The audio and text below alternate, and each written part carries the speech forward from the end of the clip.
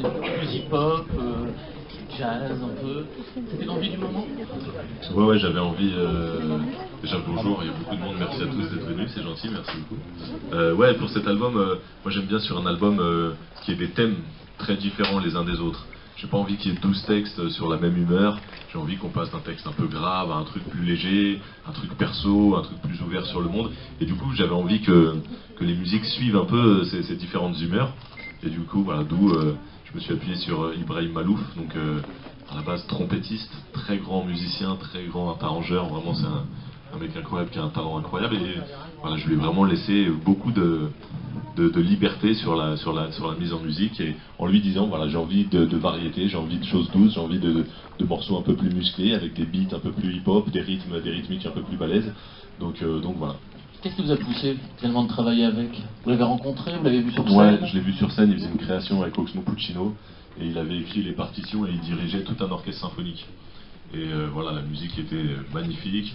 Et pareil, j'avais vu qu'il y avait différentes humeurs, il y avait des choses un peu graves, et puis il y a des moments où il arrivait à faire sonner hip-hop tout un orchestre, ça grouvait, etc. Donc je me suis dit, ouais, ce mec il est fort, et voilà, quoi, on s'est rencontrés après. Et puis voilà, je lui ai tendu des perches, et puis voilà, il a rebondi, il a pris les perches au vol, et puis au départ je voulais peut-être juste qu'il fasse un ou deux morceaux sur l'album, et puis finalement il a dirigé toute la musique de l'album. C'est lui qui vous a présenté Sandra Nkake? Ouais, donc pour le duo Te Manquer. Hein. Voilà, un des duos de l'album qui s'appelle Te Manquer. J'avais écrit genre un an avant ce duo franco-anglais sur une rupture qui se passe plutôt bien, mais même dans une rupture qui se passe bien, on a envie que la personne soit quand même un peu en galère, quoi. Sinon c'est pas juste. Et du coup, j'avais écrit en français et en anglais, mais j'avais pas. D'abord, Ibrahim Malouf a mis le texte en musique. Et puis après, voilà, j'avais une ou deux idées, on a réfléchi, puis il m'a dit qu'est-ce que tu penses de Sandra Nkake? Je la connaissais un petit peu, mais pas très bien, donc je suis allé écouter un peu mieux son travail. Et bon, bah, pour ceux qui ont entendu le titre, voilà, vous avez entendu la voix de Sandra qui est incroyable, donc du coup j'ai accroché tout de suite avec cette proposition-là, quoi. Alors le disque il s'ouvre au théâtre, donc pour vous finalement la vie c'est un peu comme une pièce de théâtre, voilà, avec plusieurs actes.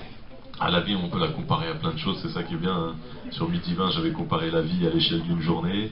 Là, je la compare à l'échelle d'une pièce de théâtre. Voilà, c'est le but, c'est de jouer un peu avec le temps qui passe. Donc voilà, là, le temps, c'est la naissance, le rideau qui s'ouvre. Au départ, tu gères pas grand-chose. Hein. C'est tes parents qui gèrent la mise en scène, c'est eux qui te disent quoi faire. Et puis petit à petit, tu te retrouves un peu acteur de ta vie. Il va falloir que tu improvises, que tu prennes des décisions. Et puis le but, c'est... voilà, c'est d'avoir 2-3 bonnes critiques à la fin du dernier acte, quoi. Elles sont bonnes pour l'instant, non? J'espère que je suis pas au dernier acte. Mais les critiques du disque. Là, c'est une image, quoi. Là, c'est les critiques de la vie. Donc, c'est quelle impression t'as laissé à tes proches, aux gens que t'as rencontrés. Voilà, comment tu t'en sors dans tout ça, quoi. Alors, dans le manège, là, il y a un peu plus question d'enfance. Est-ce que, parce que vous êtes un jeune papa, que vous avez voulu aborder ce terme? Ouais, bah forcément, quand t'es jeune papa, c'est des choses qui t'inspirent. Mais une fois de plus, là, c'est une manière aussi de parler du temps qui passe. J'aborde d'abord l'idée du manège, mais en fait, à chaque tour, le petit bonhomme, il a pris quelques centimètres, et voilà, et finalement, c'est un texte où je dis que c'est vrai qu'une fois qu'il y a les enfants, tu t'aperçois que le temps passe vite, et que tu bascules gentiment dans le monde des vieux cons. C'est-à-dire ceux qui disent « Ah bah ouais, c'était mieux avant, ah bah ouais, le temps passe trop vite ». T'entends ça quand t'es gamin, tu comprends pas trop, bah ça y est, c'est toi qui dis ça, et tu dis « Merde ». C'est quoi votre rapport avec la nostalgie? Ça vous fait sentir vivant, comme vous dites? Ouais, c'est vrai. Là, je suis un grand nostalgique, moi, j'aime bien me remémorer des bons moments, des trucs, j'aime bien me faire mes petits films. Et du coup, c'est pas une nostalgie plombante, quoi, ça m'empêche pas d'avancer, mais j'aime bien.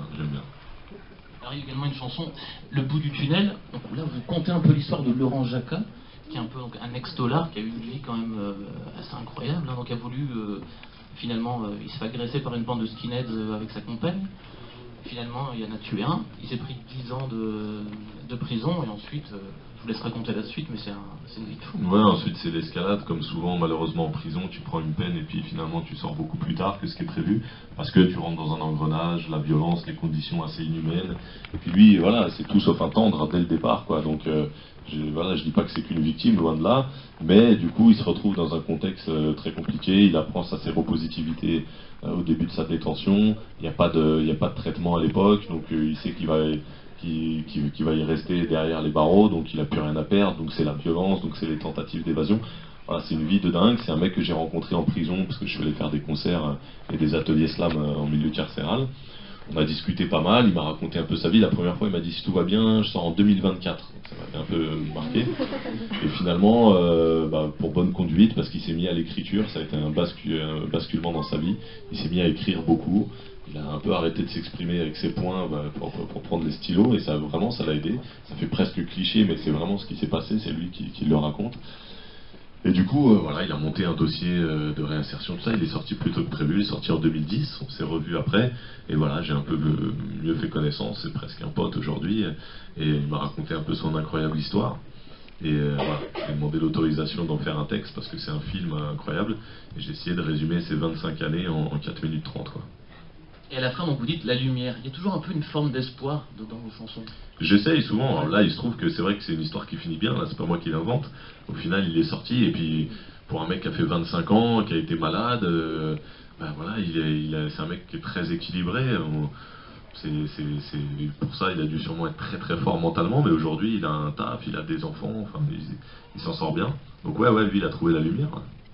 Alors, dans J'ai mis les mots, ou la chanson également, les lignes de ma main, là on n'est plus funambule, on est plus jongleur avec les mots. C'est un peu un exercice ludique aussi d'écriture, j'imagine. Ouais, c'est ça, c'est quand, dans le slam on aime bien appeler ça un texte technique.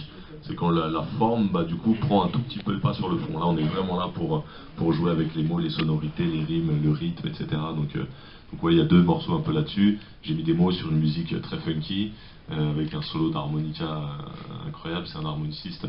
Sur cet album, c'est aussi la chance d'avoir bossé avec des très grands noms de la musique. Là, cet harmoniciste s'appelle Frédéric Lyonnais. C'est un Français qui vit aux États-Unis, qui bosse avec Prince, Stevie Wonder. Enfin, voilà, c'est vraiment une référence absolue dans le monde de l'harmonica. Et après, les lignes de la main, c'est un texte, peut-être pour certains le connaissaient déjà, c'est un texte que je faisais déjà sur scène, a cappella. Et du coup, celui-là, il marchait bien.